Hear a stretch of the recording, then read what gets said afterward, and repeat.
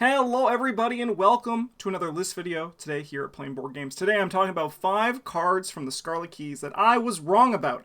A year ago today I made a video, a 2-part video, where I ranked my initial assessment for each card that was in the Scarlet Keys on a scale from 1 to 5. This is actually probably one of my favorite videos I've ever done. The idea was that in a year I could look back and see how my opinions have changed, but I've kind of just been poking and prodding and looking at it because there were 5 cards that I went through and I was like, wow, these cards I think I was completely wrong about in my initial assessment of them. And it's exciting to see how initial thoughts change over time and what happens when you just actually play with the cards versus just reading the cards and seeing how they work. So why don't we talk about it? Me and Russ, yeah, hello. He's gonna join us today. And we're going to talk about 5 cards that I was wrong about with my initial assessment and then my current score. So, number 5, starting us off on the list, is One in the Chamber. This is a 1-cost event in the Guardian class. It's a fortune and a tactic, and it's fast. Play at the end of an attack or effect that spends the last ammo from a firearm asset you control. Add 1 ammo to that asset. You get +3 skill value for the next attack with that asset this round. So my initial rating for this card was a 2.5. To understand my rating system, Russ, how it works, the 2.5 is to me like a card that is just like perfectly playable, but is not gonna like change anything crazy about your deck. You're gonna draw it and you're gonna be like, hey, this is cool, it's a good draw, but it's not exactly what I was looking for, but I don't hate it. It's kind of like a filler card of your deck for a 2.5. So it's a playable card, but not a great card. However, I do think that this card is actually really damn good and much better than I give it credit for. Anytime I see and draw One in the Chamber, or I see somebody else play One in the Chamber, I think that is really, it's a really good card. So, going at it, looking at more time given it here, my current rating is actually a 3.5. So a whole point, like 1 point up on my rating scale. So a 3.5 is like a card that is touching the edge of great. It's a card that I think is like very good. It's a very good card, almost great. You done, Russ? You done? All right, see you, buddy. So what makes this card so much better for me is the fact that an extra ammo is kind of huge. Like the +3 skill value is also really good, but an extra shot with whatever gun you're using is I think much better than I initially gave it credit for. The reason behind this was that I kind of was just thinking like, oh, what's 1 more ammo going to do? And the +3 skill value is also like big. However, one thing that this card does that I didn't realize at the time, even though I kind of should have because it's obvious now in retrospect, but this card actually scales with your weapon. It's not one of those cards that gets worse as your deck gets better, right? Which is kind of what a 2.5 rating implies. However, if you are putting experience into your gun and your gun is better than it, actually like started out as, this card goes up in value. It's 1 more shot on, I don't know, like a shotgun. And it also gives you +3 for that shot on the shotgun as an example. If you're using a lightning gun for some reason, this is 1 more shot on a lightning gun. If you are using even just like a upgraded 45 Thompson, that is 1 more resource. It pays itself back. It does the shot again. Like, these are all good weapons. Not to mention, if you have rogue and you're playing with like the big rogue guns as well, this also scales up with them. And even if you're just using an upgraded 45 automatic, 1 more bullet is 1 more use out of your gun. You're basically like paying a resource and discarding a card to get an extra shot on your gun, which in 2-player especially, which is the one I played the most of, it actually means so much more because of that. Because every bullet counts in 2-player. So good job, One in the Chamber. I don't know what I was thinking with my 2.5, which is also kind of, I mean, I could go back and watch the video, but I'm probably not going to do that. However, what it does do is, again, I really like having this video that I did last year, and I'm going to be doing it again for Hemlock Vale, where I give my initial assessment and see where I am a year from now, because it is really interesting to me to see how my opinions change, and I can actually log them that way. Let's go on to number 4, which is Map the Area. This was actually our spoiler card, and one thing that we did was try to figure out all the places that we thought it would be good. And we came up with a good chunk of times where this card would be good, but I still gave it a 2.5 rating. A card that I thought would be fine and, you know, wouldn't really excite me. So, map the area, 1 cost Seeker event. It's an insight and a tactic. As an action, you investigate. Add your brain or foot to your skill value for this investigation. If you succeed, instead of discovering clues at this location, attach map the area to it, limit 1 per location. Reduce the difficulty of all skill tests at attached location by 1. So I thought this card would have like a place. It would like be more campaign dependent, but after seeing it played, I think that this card is actually just kind of generically good. I'm bumping it up to a 3.5, maybe closer to a 3. Like if there was a 3.25 in my rating system, it would be living there, but there isn't. So I rounded up because I guess I was feeling nice while I was thinking about this card. But I have a lot of moments where Map the Area has done some good things. This gives you a lot of +1s, well, like basically +1s, -1s to a bunch of tests. It also works for a variety of different investigators because they're all on the location and they will all be benefiting from it. So this isn't just a card that affects you, it's a card that affects everybody. And just like -1 to all tests can be really good, especially if you're camping out on one. And your Rotting Remains and Grasping Hands, if they're in the sets, now only can hit for a maximum of 2 damage or 2 horror, which is a pretty big difference. And also, like, it just makes everything easier, especially if there's a location where you're going to be camping out on and, you know, taking advantage of. Of course, this goes down in value if you're going to be moving locations a lot. And also, I've been in a situation where I've been in a map the area trap where I've actually kind of been stuck because of it, and I did not leave a location when I should have, and it was a downfall. But that doesn't take away from the power of the card. I think the card was much better than I gave it credit for, and if someone plays Map the Area, I'm like, okay, here we go, as opposed to being like, why are you playing that card here? Which is kind of where the 2.5 initial rating came in. So a 3.5, once again, like One in the Chamber, this is a card that I actively think is very good I want to call this card great. I think it's a very good card. That's why I said it's closer to like a 3 than a 4. But it is still, I think, a really nice card and much better than my initial assessment of it was. My least favorite part about the card is that you lose the clue. Which doesn't sound like a big deal, but in 2-player it actually is. I've been cutting this card more in 2-player because, don't mind that, I just have a virus and threat protection showing up for some reason on my computer right now. But in 2-player, the losing an action to get -1 isn't really as worth it as it is for 3 or 4-player. In 3 or 4-player, this card I think actively goes up to like a 3.5 to a 4, depending on the scenario. But in 2 players, it is probably closer to me personally to the 2.5, but it still is a good card. Just generally though, I think that it was a card that I was definitely wrong about in my initial rating of the card. Let's go to number 3, which was Hallowed Chalice. This is a 3-cost asset that takes up the hand slot. It commits for a brain. As an action, choose an investigator location and either choose 1. Exhaust Hallowed Chalice and place 1 doom on it to heal 2 damage or 2 horror from that investigator. Or heal 1 damage or 1 horror from that investigator. If you heal the last damage or horror from that investigator, remove 1 doom from Hallowed Chalice. I initially gave this a 2. A 2 is on my scale where we're getting pretty close to a card that I think is bad. I don't think it's unplayable. That would be a 1 or a 0. But I do think that the card is just kind of not good with my initial rating. However, this is a video I was wrong about, and I don't think we're going to be lowering it because very rarely can we go, would a 2 turn it into a 1 surprise me? I'd be like, yeah, that seems pretty right. But I think this card is actually good. I don't think it's great. I don't think it's very good, but I think it's above average for healing. Funnily enough, this is actually in the package of Doom cards. Like the sickle has gone down for me. I've tried it. I can see why I originally thought what I did, but I was definitely, I gave it like a 3, I think. I think a 2.5 is the better rating for the sickle. I was wrong about that one, but not enough for it to make it into the video, for me personally, because these are all 1-point increases.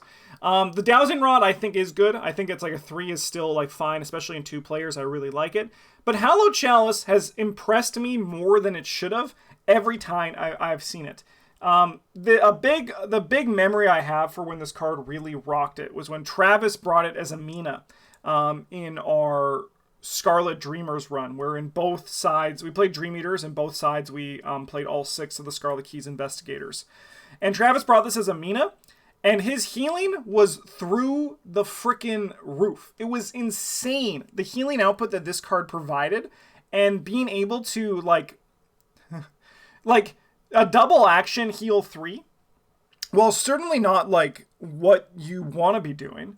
If you need it, a double action heal 3, and that could potentially remove the last Doom from Hallowed Chalice. Hello? That's, like, kind of wild. It's like the card has, like, no downside. So for, like, a pure support healer, I think you'd be hard-pressed. Like, if you're not using your hand slots, you'd be hard-pressed to find, like, better healing than this, I think. It's kind of just, like, wild. Like, just the 2 damage is really good. And then, like, say, like, you find the guy, you've been healing them throughout the whole game. They have 2 damage and 1 horror on them. So just double action, bring them to 0. Absolutely nothing. I thought this card was bad. I think this card, while not great, is good. And it has impressed me more and more every time I've seen it. It's probably good that it does not have an upgraded version. I remember we were like being like, what the hell? Why doesn't this have an upgraded version when we were first like reviewing cards? But now that I see it in action, I think that like a better version of this would kind of just be... I mean, it would cost 4 experience to go in line with the other ones, but probably not worth it. But I think like for a level 0 card, it requires very little. It's a great one of as well if you're not looking at healing and you're just like playing a Doom archetype and you're not using your hand slots because you're a mystic and you're using like maybe your spell slots instead. Like it's like I wouldn't play Ceremonial Sickle in a Doom archetype, which is crazy, right? I would probably play spells or like Blood Pact and use my Doom like that. I would play Hallowed Chalice in an instant. Like with Marie Lambeau, I think this is a great option to always have Doom on something and always be triggering your extra action ability. Which surprises me, because as you can see, my initial 2.0 rating, I was not high on this card. In fact, I was quite low on this card. So congratulations, Hallowed Chalice. You went from bad to good, in my opinion, after almost a year. Okay, let's go to our number 2, which will look quite familiar to map the area. We got Breach the Door. This is a 2-cost event in the Guardian class. It's an insight, tactic, and police, and when you play it, you test Fist 1. If you succeed, attach Breach the Door to your location with 1 resource on it for each point you succeeded by as leads. Reduce attached location Shroud by 1 for each lead on Breach the Door. With the flavor text, let's see those hands, which is a little bit scary, not gonna lie, but it's okay, this is just a game. With this card's very similar to Map the Area in the concept of attaching to a location and reducing the difficulty of something at that location. And as you can see, back in November 2022, I thought that these cards were kind of mid. They were kind of just fine effects that I wasn't really excited about triggering. However, like Map the Area, this card has gone up a full point. I think this card is actually very good. This card, I like it more than Map the Area. This card to me potentially could be a 4, given more time to play it. I was 100% wrong about this card, and I'll wear that with a badge of honor. This card, its evaluation absolutely eluded me. The -1 Shroud, the idea is that you turn a Shroud to 0, and then you can just grab clues. However, this carries over into other things. Shroud being 0 unlocks a variety of different things apart from just the basic. The basic, of course, is it allows you as a Guardian to be able to pass a test, right? However, it also allows other things, like maybe like a Rogue to pass a test. Or it turns on a Rogue succeed by X, for example, into like the biggest succeed by I've ever seen. Now your Lockpicks 3 is doing like gangbusters, right? It also allows like your survivors to not only investigate, but also take advantage of, I don't know, maybe like a certain card called Shed a Light. It also, sometimes Shroud values matter on locations. I was playing yesterday, I was recording for my channel an upcoming Gauntlet through Dream Eaters. There is a certain location in Waking Nightmare that you might need to be able to spend 3 actions to investigate 4 times. I don't know, maybe turning the Shroud of that to 0 was really good. And maybe in that exact same scenario, the shroud values matter for some tests later in the game. It has these small little inklings of synergy that you can keep discovering that make Breach the Door such a good card. While Map the Area is good because it reduces all tests by 1, I would argue that reducing one value to 0 is better, right? Because it means that then that test is pretty much a sure thing, and there's other things that cascade on that. Notably as well in Scarlet Keys, this card is very good, especially in the final scenario. So Breach the Door, I was completely wrong. This is closer to a 4. I didn't give it to it yet. I want to see it more in action, but I was 100% wrong about this card, and I think it's much, much better than I gave it credit for. So much so, I'm feeling like it's in a bit more time, it's gonna be a 4. Great card, absolutely great. I can't believe I gave it a 2.5. I was crazy. Number 1. Kicking the Hornet's Nest. This is a zero-cost event in the Rogue class. It's a gambit and a tactic. Search the top 9 cards in the encounter deck for a non-elite enemy and spawn and engage with you instead of its normal spawn location. Then, discover one clue your location and gain X resources where X is that enemy's health value. Shuffle the encounter deck. I initially gave this card a 4.5. I thought this card was going to become a Rogue staple. A 4.5 to me is a card that is is just like so damn good. It's just like so damn. It's like great, it's excellent, it's fantastic. All of those exciting words to describe something. However, as you look back to the title of this video, which is 5 Scarlet Key cards I was wrong about, there's not much up for this card to go. I thought this card was just free, right? You just get a clue, you get resources, and then you solve the problem with the enemy. However, in most cases, I do think that I underestimated the enemy that you draw. So, I'm bringing this card down to a 3. That is a giant downgrade. I think the card's still good. And I think there are decks where this card is great. For example, I think Mark Harrigan plays this card very well. He wants to fight enemies, he wants to get clues. He wants to get resources, and then the incidental clue is also really nice for him. It's great in... I think Keimani can still use it very well. Keimani's in the arts, so of course it should work well for them. But I think even in Trish, I kind of stop. I was like, this is great in Trish. And I think it's still good in Trish, but I actually do a pause now. Because then you draw with Trish, and you evade the enemy, and then you're with your ability, right? And then you're but why? Sure, I got the clue. I spawned an enemy. I can do it next turn. But now I need to spend actions or getting clues and evading that enemy, and I'm using my ability. With Trish's ability, the evade an enemy is generally there, in my opinion, most of the time for dealing with her weakness. And every other time you want to get a clue. So anytime you're using her ability to not get an additional clue, I feel why am I even here, right? So even in Trish kicking the Hornet's Nest, which I thought was going to be gangbusters in Trish, I still think it's ultimately just fine. So most of the time, it's not worth the action, because then usually you're spending your remaining action or 2 actions to defeat an enemy. And sure, you got resources and a clue, but it's kind of just a messy card. It's still good. Again, a 3 rating is still, I think, a good card. But it's not the fantastic card that I thought it was. A 4.5 to a 3.0. I don't even run Kicking the Hornet's Nest in a lot of decks anymore. I have to have a good reason for it. A recent exception, I played this with Parallel Ashcan Pete. I think it's actually pretty damn good with Ashcan Pete, because he is able to, then kick the enemy away from him after he draws it, which is very fun. And that's where I think is the best place that Kicking the Hornet's Nest can be. The niche card that, not niche card. Niche uses where it's it turns into such a fantastic card. Because if this card was just became a new staple like I originally thought it would with a 4.5 rating, that would actually be pretty damn boring.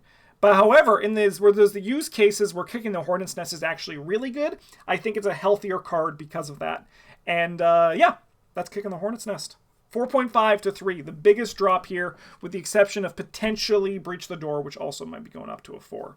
But yeah, That's 1 year later with 5 cards from the, well, almost 1 year later with 5 cards from the Scarlet Keys that I was wrong about. Are there any cards that you think you were wrong about from your initial assessment of the cards to how they were today for the Scarlet Keys? And I am very excited to revisit this in November, officially with a 2-part video series. But also, I'm very excited about doing this with Hemlock Vale once all those cards start coming. This is actually probably my favorite thing I've ever done in a while for this channel. It was such, I like the idea a lot. I like being able to see where I was 1 year ago today, 1 year ago to how I was for Scarlet Keys cards, for player cards, because evaluations change in this game a lot, and it's really cool seeing the journey of those changes. In the meantime, thank you so much for watching, everybody. I hope you enjoyed this video. Let me know in the comments if there's any other list videos you want to see. In the meantime, have a good one. We love you, and as always, GG's.